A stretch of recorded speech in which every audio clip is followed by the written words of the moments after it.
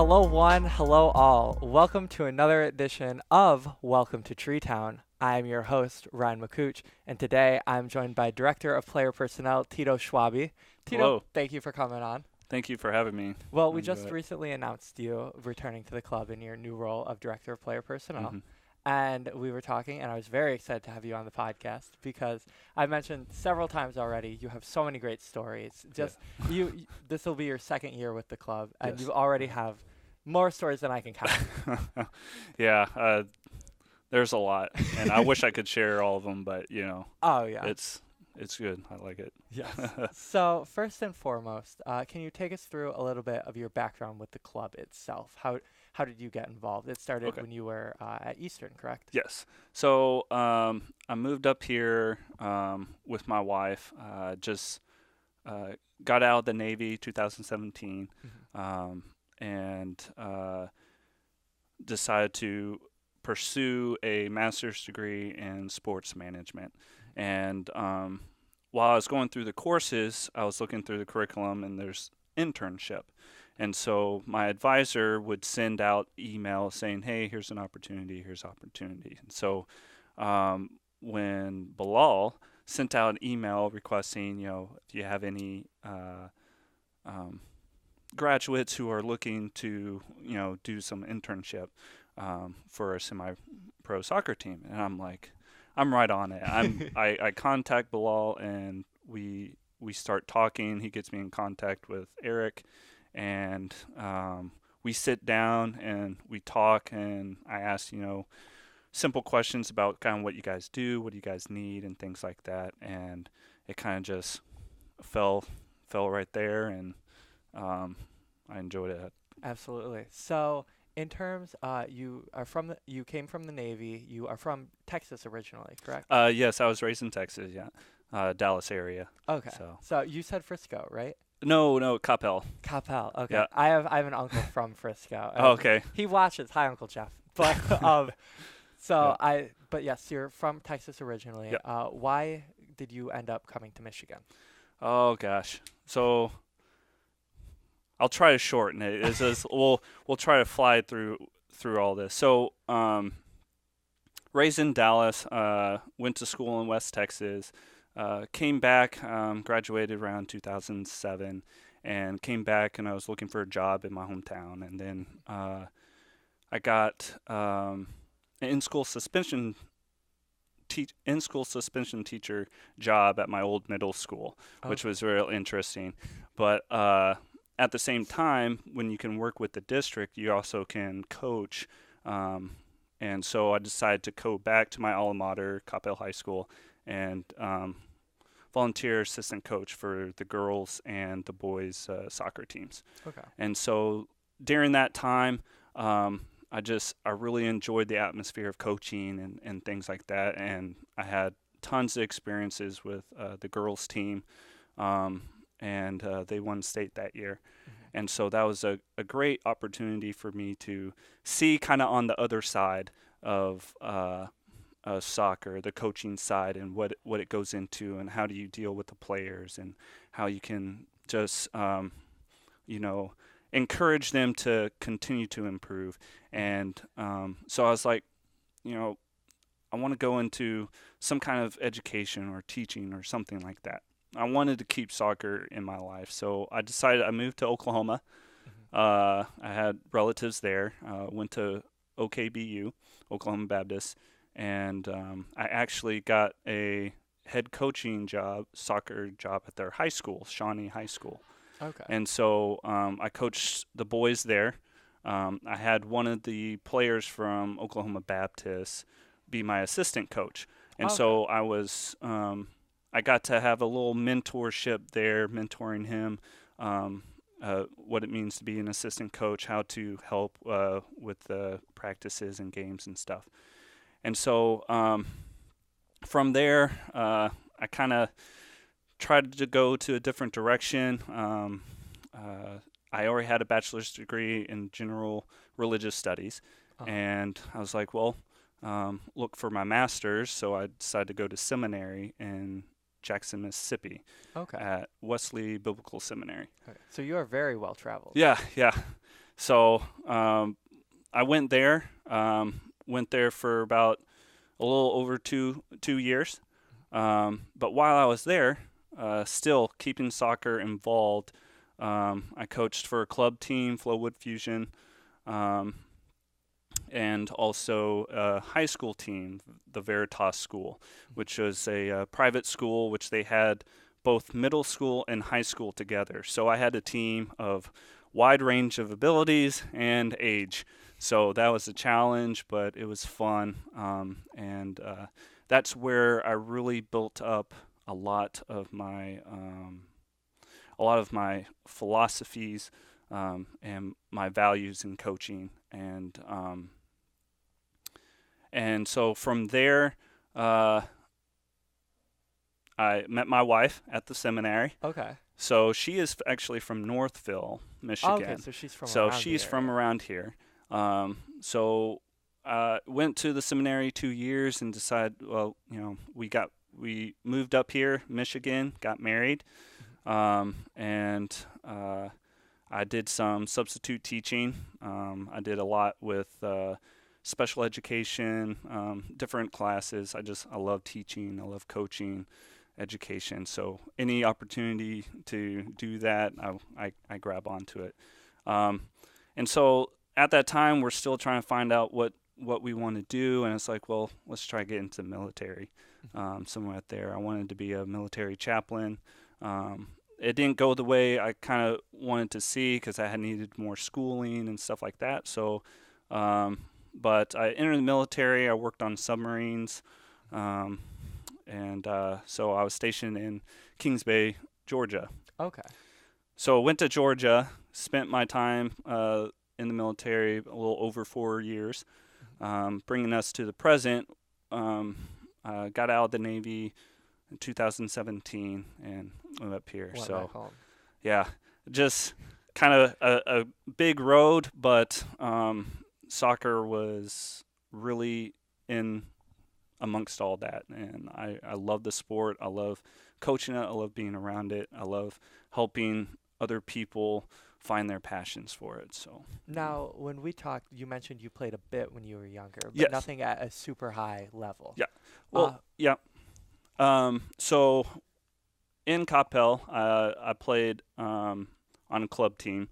My Yes. first club team was American Eagles. I played one of my players actually, Chance Harris.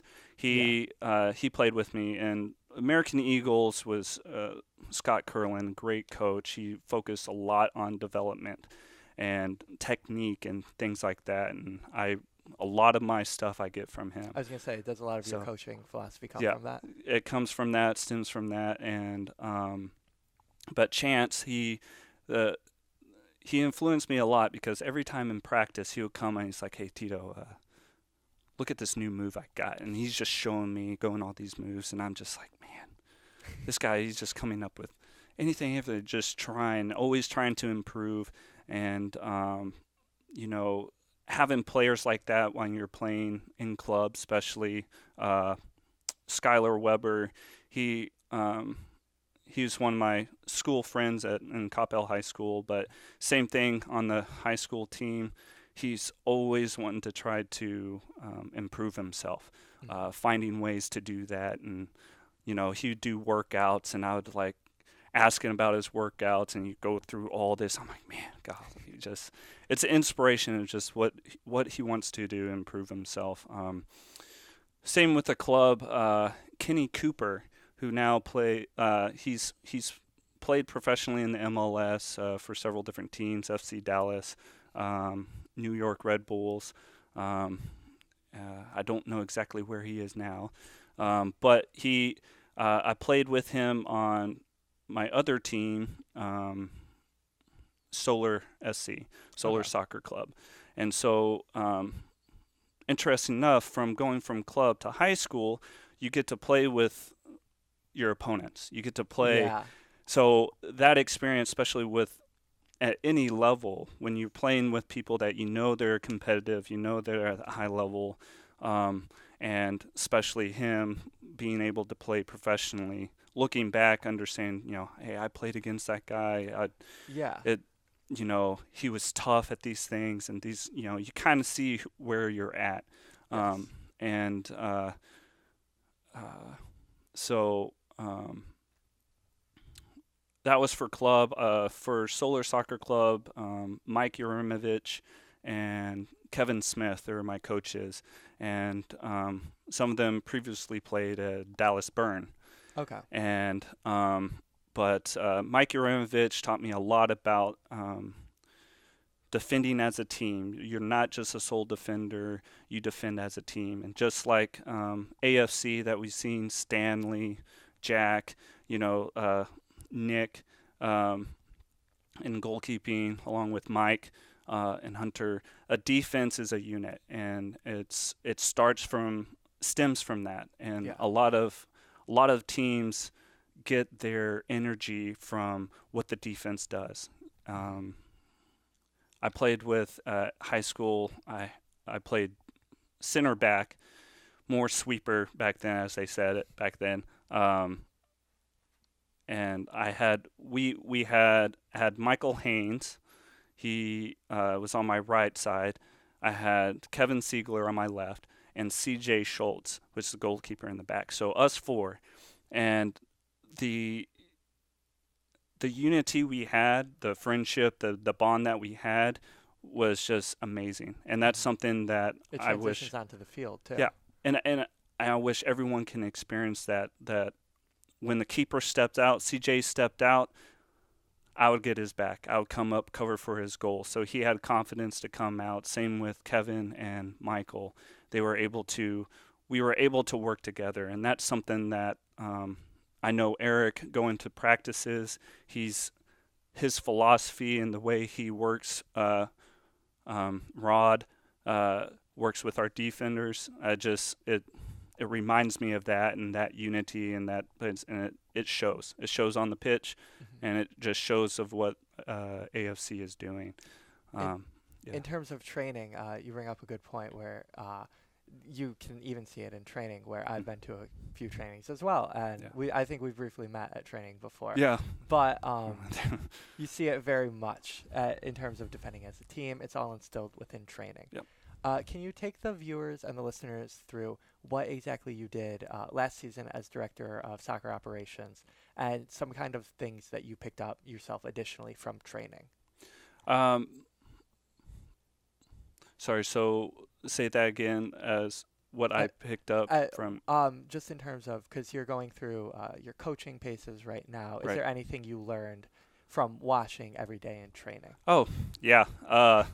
So I'm picking up things that there's times I have my little notebook and I ask the coaches, hey, you mind if I take notes? I'm just the way that you did this and did that. And Eric was very open. He's like, yes, there's ways that you can, move a training session, and you can adjust it to whatever playing level you need to for that. And there's times where there's some sessions you have to you have to be in the session to kind of really understand it. And so I was kind of like, hey, Eric, can I join? Can I join in? And he's like, sure, just join in. So I'm joining with the guys. I'm running with them, doing the exercises, some of the strength training that Shook was doing with his keepers. I would just kind of step in, doing some. It was really fun and interesting, and just to know that I can be a part of that. And the guys loved it. They just like, yeah, Tito, whoa. Even if I bounced the ball right off my foot going off, anything that they you do, enjoyed it. Just a hit. So, it was really good, and that part I love watching, I love observing, and the big thing that I know this club and the coaches is how do we get these players from where they're at to a higher level, to a better level in their careers, where they are in their careers, and going off to playing professionally, and getting those opportunities. And it's you look at the little things. Hey, I asked Jack one time, what he's like, man, I wish I had something like Gatorade or something to refresh those. So there's times I brought Gatorade for if we had a practice before a match. I brought Gatorade so that the guys could take them home. They could go and refuel. There's other things like Serge. He's always saying this because he's training all the time going out there, and he's like, you have any potassium pills or something? Like, no, but I'm going to put that on the list. I'm going to go over going like that. Same with Kyle Brittmeyer and Frenchie and them. Again, I'm seeing what they need. I got foam rollers, lacrosse balls to get the massage to places, and I just provide the equipment. Mm-hmm. And I call it the red recovery cart. I'm just bringing the red cart out. I've seen the red recovery cart. Has everything in there that they can see, and if the guys want something else, they say, hey, do you have this? One kid, he's just, I can't remember who it was, but he's like, before the game, I don't know what it was, he was just feeling nauseated, and it's like, well, I had Tums. I just brought Tums, say, hey, take a couple Tums, feel it, concentrate on the game. It's just things like that you don't think in the back of your mind, but they help with the mentality of the players. They can focus on what they need to focus. Some of those little things, helps out. And that's what I'm here for, and that's why I'm looking forward to this position as player personnel, because I get to use my strengths of seeing what the guys need, seeing what areas that can help improve, if any, and absolutely. So I'm getting excited again. I'm getting pumped. Perfect. Yeah. It's almost season time, but in terms of last season, we were talking, and you have some great stories. One of my personal favorite that you shared with me off camera was you picking up Jack Colley from the airport. Can you tell the viewers what exactly went down? Okay, so I guess I can go into a little bit more. Eric told me, hey, we're needing to pick up this guy at the airport. He's flying in, and now this is his first day to Ann Arbor. First day coming in, and it was actually my first pickup. Okay. So it's my first pickup. He's like, you don't mind, going to pick him? We're working schedules. Like, yeah, I can go pick him up. It's no problem. It was, I think his flight came in at 11 or so at night. So the first thing off, I'm going in. I was like, I'm just picking up this guy, but I'm wearing everything. I'm like, I don't know exactly how this works because he's coming from out of country. Right. He has to go through all this stuff, and I'm just waiting outside, and I'm like, man, I'm pacing. I'm like, how long are they gonna, because his flight landed and he was taking so long. I was like, what's going on?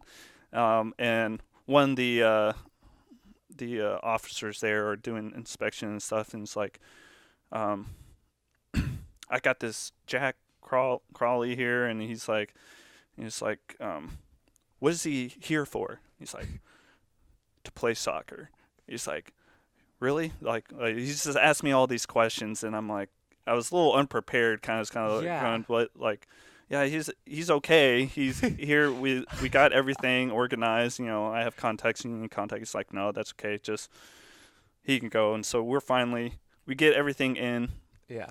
I meet him again, big smile, and he's just like, man, this took so long. I mean, it's just I understand. So we get in the car and we just start talking. And of course, drives at night, you got to stay talking. Yeah. And we go on just anything, everything. Great music, what do you like to listen to? And then he's comparing. So what's the competition like here? Is NPSL something like in England, like the FA or something like that, and we're just comparing competition and stuff like that. And so time flies, and we finally get to the housing downtown in Ann Arbor. And he says, yeah, my mate at the time, I couldn't remember. He was saying the name. I couldn't understand what was the name. But he's like, shakes, and it's going like that. And I'm like, I hadn't, at that time, I hadn't met Shakely. I hadn't met Shakely, so I had no clue who he was talking about. Yeah. And he's like, so we're out there. We go to the front door, locked. All right. This is, you think we're picking up. We think it'd be open. So we go around on the side. We see a side door.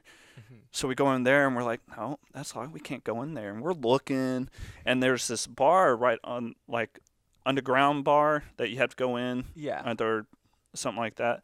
So we're wondering if there's an entrance from the bar to go up. So we go down there, talk to the guy down there, and he's like, no, just there's only one way. We're like, man. So he just starts yelling. Like, it's midnight, 1. He just starts yelling. And I'm like, oh my gosh, what's going on? He's just like, Shakely. And then he starts like, he doesn't know what room he's in, but we're looking at the rooms at the windows, and we're just like, I was afraid he was going to like throw something up there and just try to figure out what's going on. And so he's just yelling. He's like, there has to be something. And then he just stops, like these strangers just walking around. He stops like, hey man, do you have a key to this? You got a key to this? Do you know how we can get in here? And I'm like, dude, I'm trying, okay, I'm going to call Bilal, and we're telling him what's going on. Yeah. And he's like, so we call, and I'm asking, hey, we can't get in. We try to call Shakely. We try to, get someone up. No one's answering their phone. No one's just sort of there. We're like, my goodness, what is going on? And he just goes back to yelling.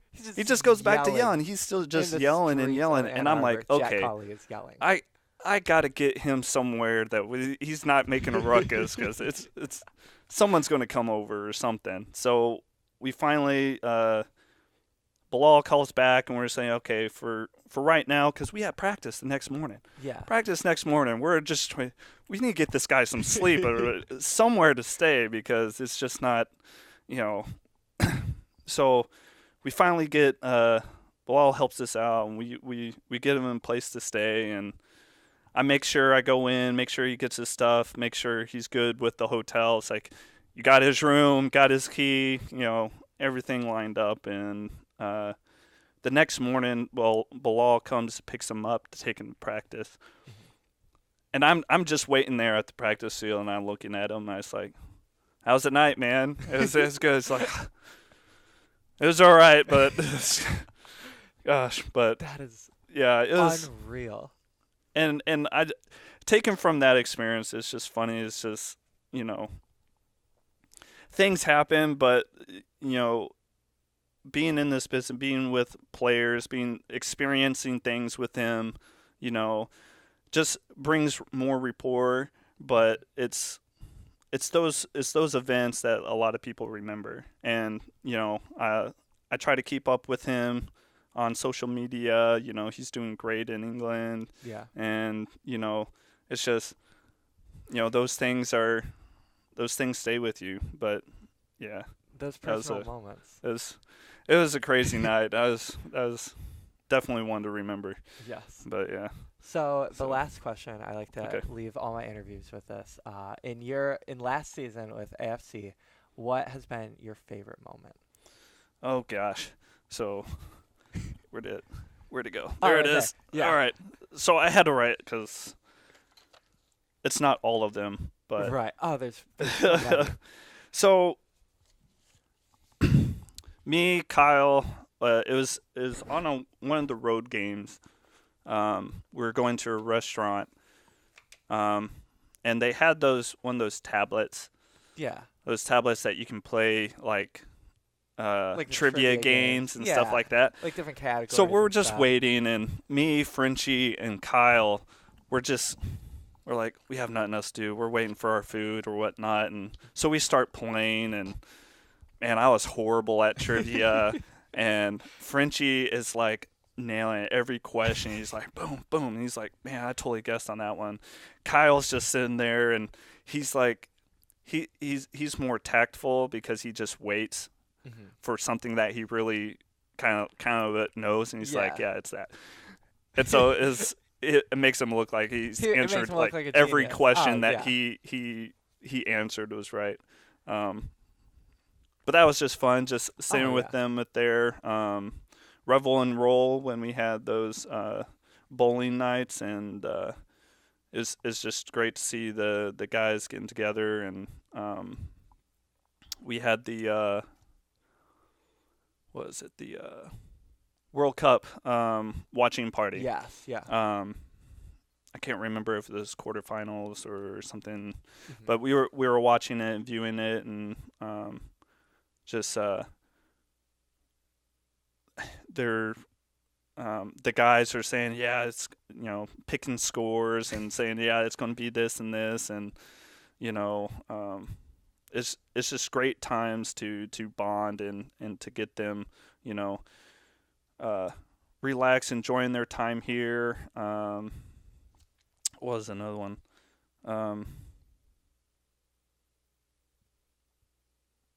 You mentioned to me in the email also picking up Serge from the airport as well. Yeah. So Serge, I went there a little bit more prepared. Okay, it's like you're a seasoned veteran. I had this experience. Surely nothing else could have gone wrong. Right. So it was great. Picked up Serge. Talked to him again. We were talking things about music and things like that, and he was just excited. He was able to play with some teammates that were coming from that he's played with before. Yeah, so the whole Stony Brook contingent from last year. So just with that group of guys, and the fact that he enjoyed playing with those guys and is get to play with them at this level, and he the funny thing is that every time I was talking with him, he was always like, hey, so I don't have this shirt, or can you get me some kind of this hoodie or kind of like that? And I'm like, I'm pretty sure I gave you one. I'm pretty sure I issued you one. But I'm going to talk with Bilal. That was my big thing. I was like, I'm going to talk with Bilal, and we'll see what we can work out. Yeah. So it was more overt, and Bilal was like, yeah, just these guys, they're fun, they're honest. I mean, it's just they're always trying to get something, but it's funny to just to be around them. And there's I got to talk with Sergio, when he had the concussion early in the season, right?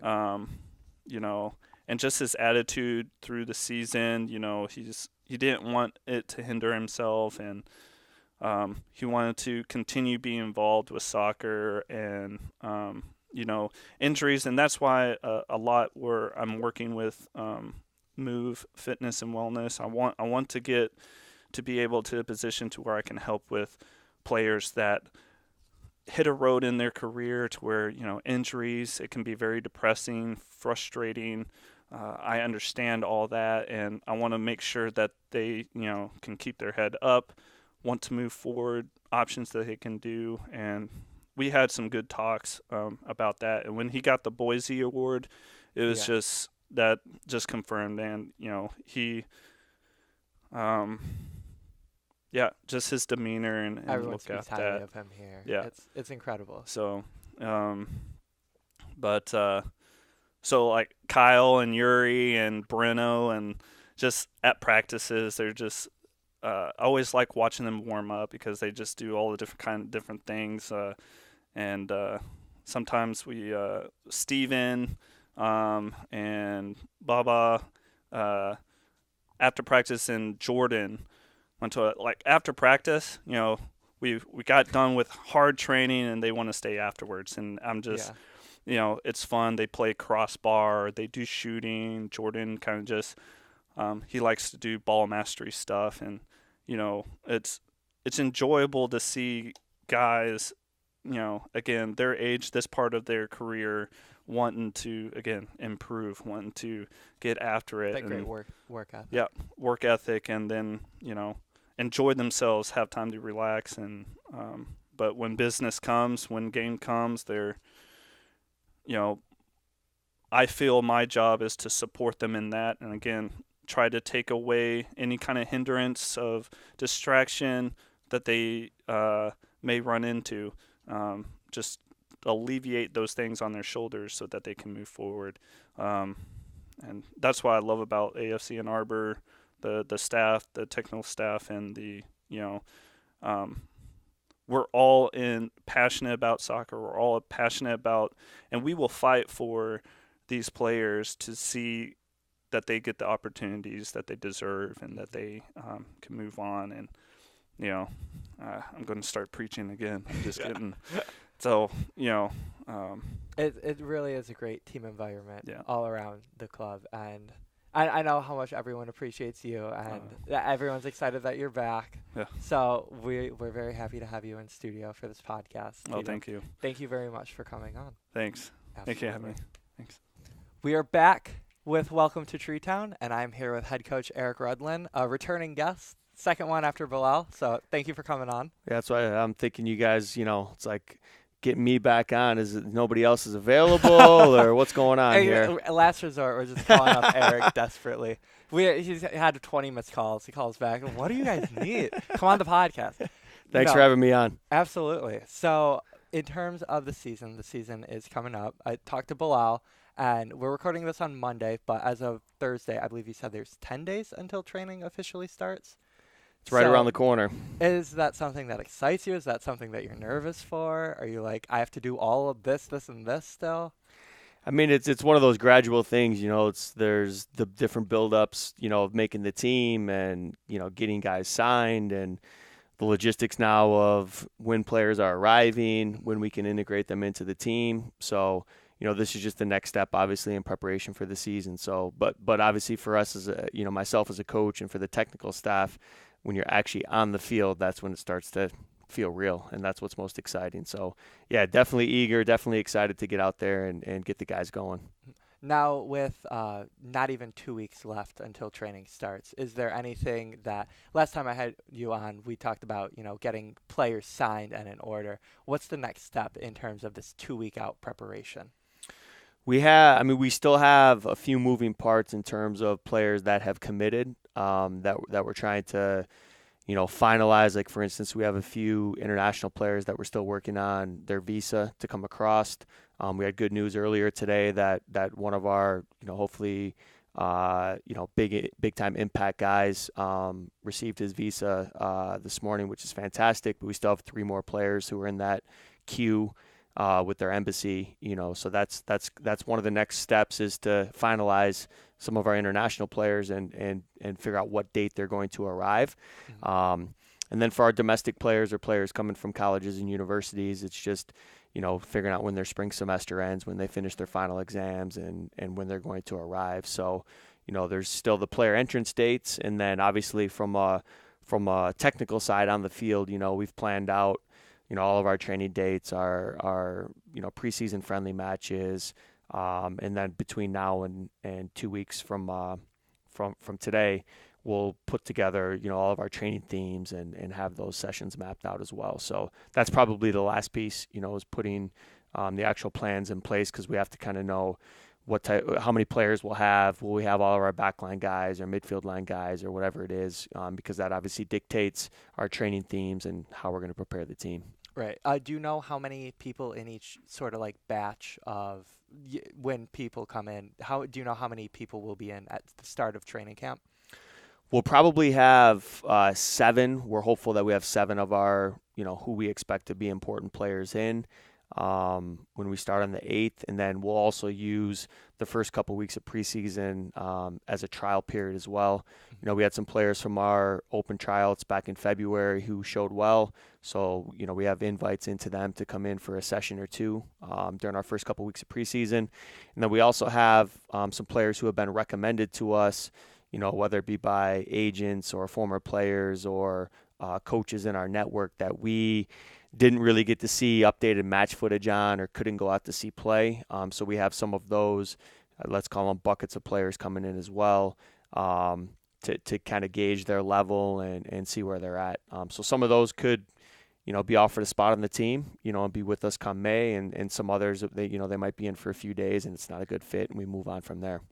Now, I don't think we've had you on since, I believe the first time we had you on was before that open tryout. What are some of the logistics that go into an open tryout of that scale? Because there was about, 50 players out there? More? Yeah, it was over 40. I don't know the exact number, but it was good. I think every year, we always use that as an important step in the team building process. And, there's obviously a massive difference between, the level at our open tryout compared to what you would see in our normal team training environment.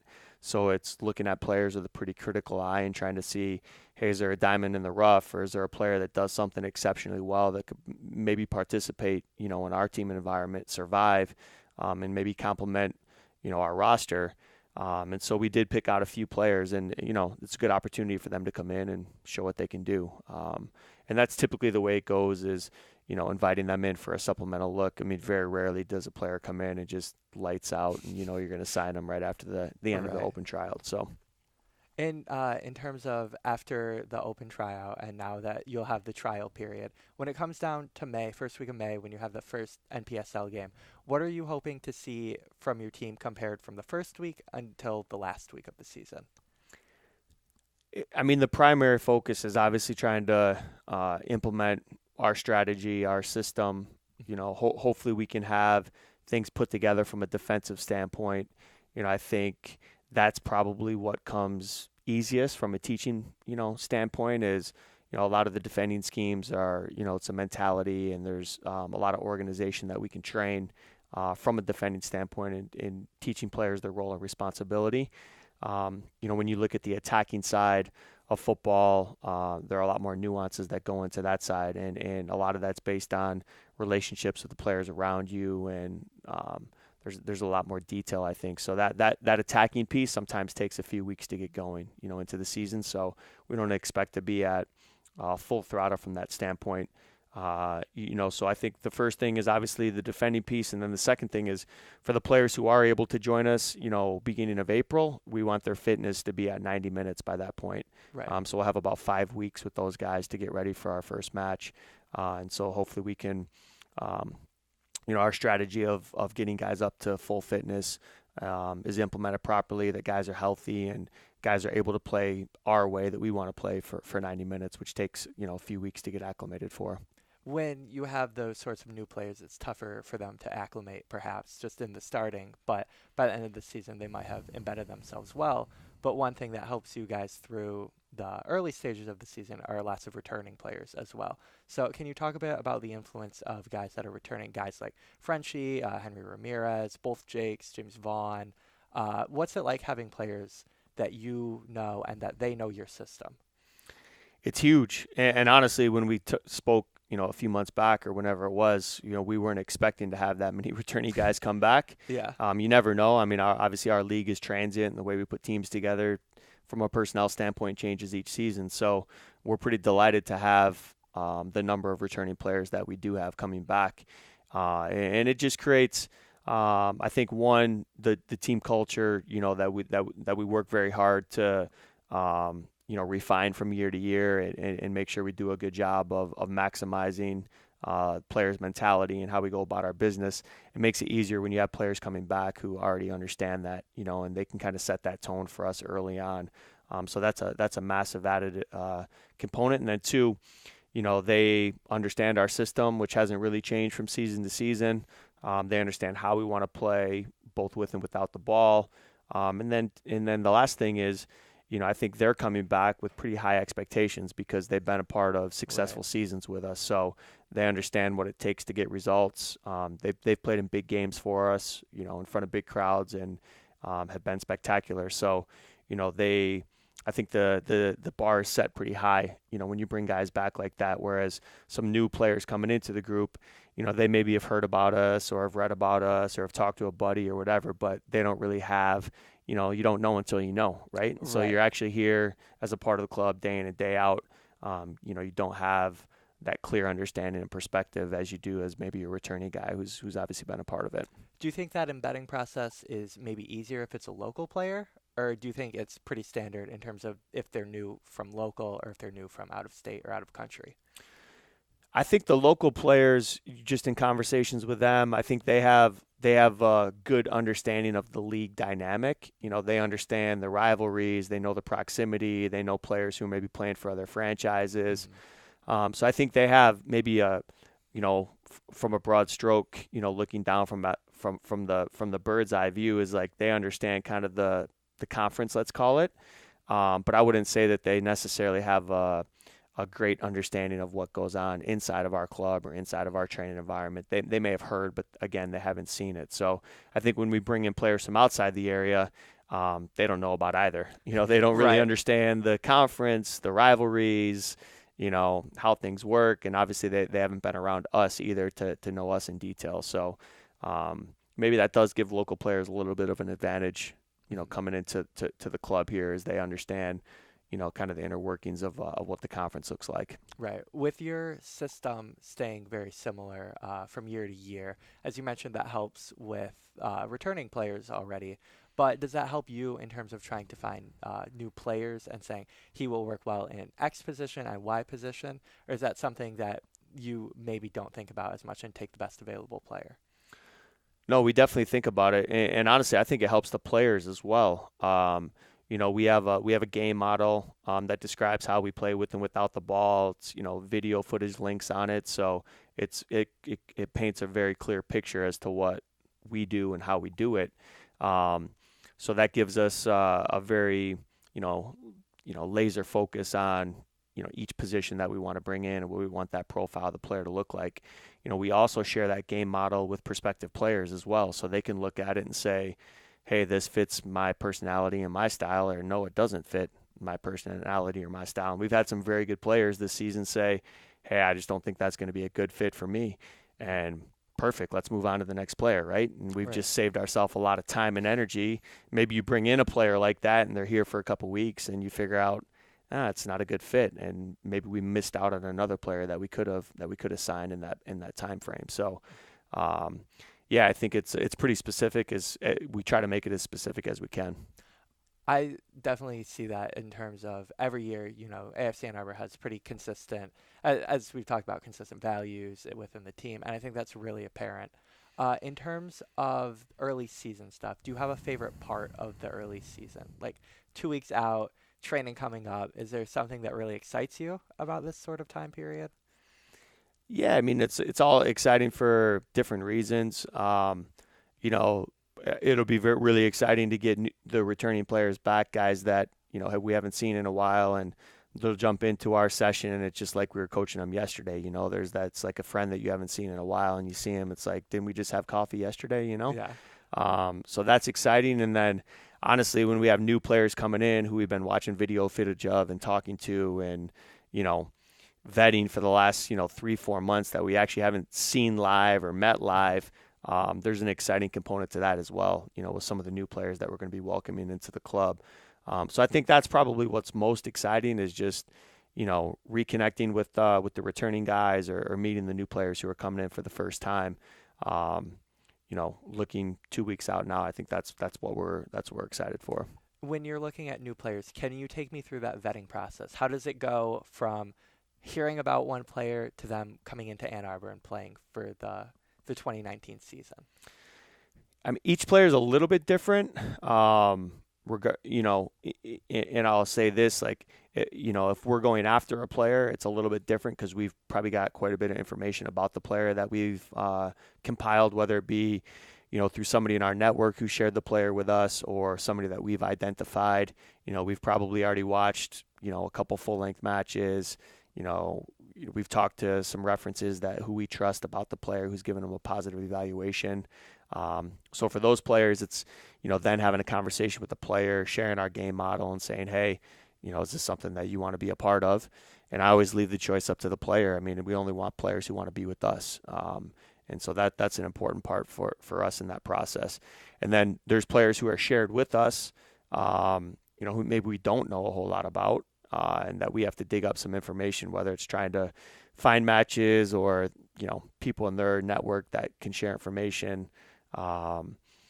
So we go through that. Some of the college players here, it's easier because it's, you can find games on ESPN or Big Ten Network or whatever the case is.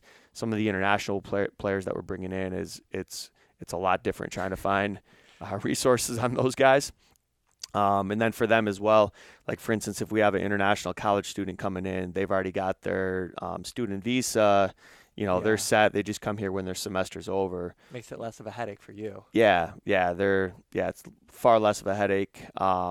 And then obviously, if it's an international player we're bringing in from a foreign club, there's a lot more to that in terms of, getting a travel visa for them, being released from the club that they're currently with. Mm-hmm. We have to file international clearance forms with U.S. Soccer. So there's, that process is far more extensive. To work through with those guys. So anyways, it's kind of a long answer, but, depending on the player, it's going to be a little bit of a different process. So I can't say it's kind of a cookie cutter approach from that standpoint. Right. When you bring in those international players, like you said, they have added star power because, when Stanley Okumu came in, it's like Kenyan national player. That's a big deal. Is that something that you particularly look for, those players that can make sort of a splash in terms of international footballers? I think so. When we look at, just the time and energy that goes into bringing a player like that over, Mm-hmm. You gotta do as much work as you can to make sure that they're going to be an impact player. Otherwise, we're kind of spinning our wheels for no reason. And it's not to say you get it right every time, but you try to put as much time and energy into it to make sure that we are getting it right. So, I think obviously last year, Stanley and Chris came from Kenya. Both were impact players for us. Obviously, Absolutely. Stanley was a next level type protege and has obviously moved on and is doing really well. So hopefully we're able to bring in a player of that caliber, who can have just as big of an impact this season and use us as a platform to get to the next level. That's the hope. Did you see Stanley play for Monarchs this past weekend? Yeah, I didn't get to see the game live, but I went back and watched some of it, and I actually spoke to Stanley on Sunday, because that was his first start of the season, and Right. he came into camp a little bit injured, so it took him a while to get his body back to full health. In typical Stanley, they won, what was it, 5-0, I think it ended. Yeah. And he's like, yeah, coach, I just wasn't very happy with my performance. I wasn't as good on the ball as I'd like to be. And, nothing positive from him at all. It's all things that he needs to work on. So. Oh, man. Typical Stanley. Yeah. But I'm happy for him to get back. He's going to go back, I think, and be with the 23s in Kenya. I think it's coming up here shortly. I think so. I think it's the 26th. Yeah. I could be wrong. Yeah, so I think the way that he sorted it out, he was able to play the match this past weekend, and then he was just going to go into Kenya, I think like the day before the match, Mm-hmm. play the match, and then come back across so he didn't have to miss as much time with the Monarchs. Right. So look for him in the team coming up here shortly. Very exciting. Is there a favorite part that you have in terms of watching players go on to the next level? Is it just knowing that you were part of their development, or do you like watching them on that level more so than anything? Yeah, I watch a lot of games, and anytime you can watch a match with a player that you've worked with in the past there's a cool connection there. Even other teams in the league that have former players of mine that I haven't coached here in Ann Arbor, but have coached other places, and then have seen them move on. I think it's always cool, and to stay connected with those guys and hear their feedback. Whether, I'll ask a guy, hey, what are you guys working on in training this week? Or how were the session organized? Or what were the tactics for this game? And I'm always intrigued by that from a football standpoint. And then also obviously checking in to see how guys are doing, Right. Off the pitch as well, because that's an important element. But definitely anytime I can watch a match, if you're there live, it's even better, right? Yeah. Get to see them after the game and It's all probably that warmer stuff. in Salt Lake City than it was here. Yeah. But that doesn't happen very often. We actually get to go to a live match. So watching them online or on TV is awesome. Even for me, my roommate she walked in and we were like, who are we watching? And it's like Real Monarchs and LA Galaxy 2. And I'm like, who are they? And I'm like, let me explain. Yeah. So it's a lot of fun, though, being able to watch someone that you've seen live with AFC Ann Arbor, and they're on, in the second tier of professional soccer in the U.S. Yep. It's always exciting. No, it's big time. But in terms of this season, when we've been talking to players, having their announcement posts up, I always reach out to them and speak to them. And when I ask them what excites them about the club, one of the things they always touch upon is the history of the club and how there's been such great recent success. Is that something that you try and perhaps leverage and say, we are this club with this nice history in the Great Lakes. We just have a great system. We have a culture of winning. Is that something that you reach out to players with? I think it always comes up in conversation at some point, whether it be the player asking or us sharing, And I think too, obviously it's a recruitment tool, for good players who want to get to the next level, who want to have a platform where they can showcase what they can do. So we obviously want to leverage that. But then also I think it sets the bar from an expectation standpoint of, hey, this is where we've been the last couple seasons, and winning doesn't come easy, success doesn't come easy. So if you want to be a part of our project and you want to be with us, I mean, there's a certain degree of work that's expected from any player who's going to come in and commit. So I think twofold, we try to share that, from either perspective, depending on kind of where the player is, what they need to hear. But it's a cool story to tell, and hopefully one that we can keep the writing going on. Yes. Now, when you look ahead at players, they're coming in very shortly. What sorts of things still logistically need to be done? It's a matter of setting them up with housing or helping them with that? Is there anything else that needs to be done before they can take the field for the first training? We still have some registration paperwork stuff going on with the international clearance forms, getting guys to fill out their registration through the league website. We'll have a U.S. Open Cup roster that we have to get taken care of with U.S. Soccer. So there's still some, let's call it administrative things or moving parts. And definitely from a housing standpoint, we work with Wickfield Properties here in Ann Arbor, which is a great sponsor for the club. Mm-hmm. They have a couple places identified that our guys can move into. So we'll actually get the keys hopefully this week for the first apartment that we have for the guys who are coming in. We have some guys arriving on April 7th. So we'll get that place set up and let guys move in once they arrive.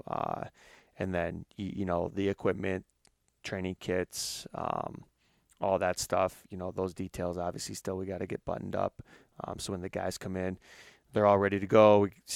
Titan GPS is on order. We'll get guys set up with that stuff. So there's every day you wake up and there's oh yeah, we got to take care of this. And there's this list, in the notepad that kind of keeps extending, but that's where we're at in the process. Is it easier this season than perhaps others now that you've been through it a few times, or is it still just as much of a slog?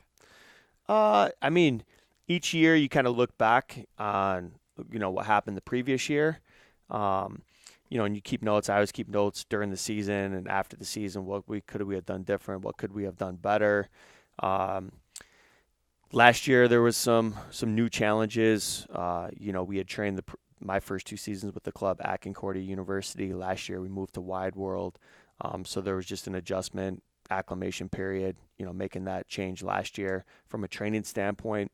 This year it's fantastic to be able to go back to Wide World. So we've kind of eliminated, that change. Yes. That we don't have to work through. And we obviously know for our home matches, we're going to be at Concordia, which is great. So honestly, I think from a facility standpoint, we feel good about where we are and going into the year. And that's one thing that I think, has caused some headaches in the past. So yeah, I think, I can't think of much else from that standpoint, but definitely the facilities is important. Now, last question for you. I've already asked you this, the generic question I always ask at the end of my interviews, your favorite memory.